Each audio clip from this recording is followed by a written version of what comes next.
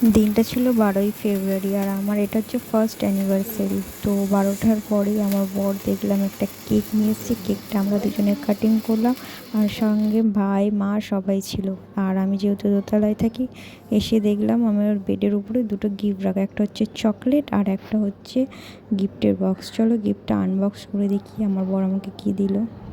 আমি খুবই একটি সাধারণ মেয়ে, আর আমার চাহিদাটাও খুব সাধারণ। আমার মনে হয় যে ভালোবাসার মতো বড় গিফট কিছু হয় না, সব কিছুই হার মানে ভালোবাসার কাছে।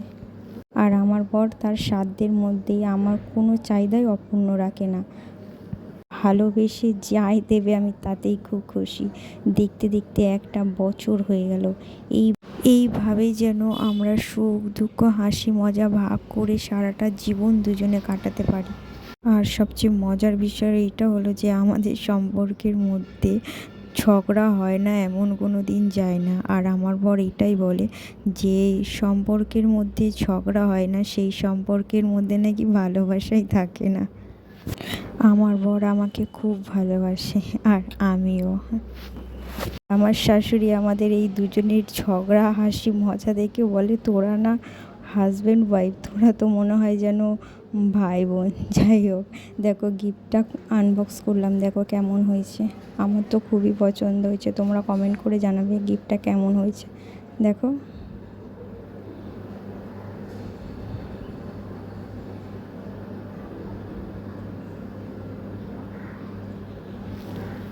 সো থ্যাংক ইউ বর, আমার দিনটা এমনভাবে স্পেশাল করার জন্য। আর এই দেখো চকলেট।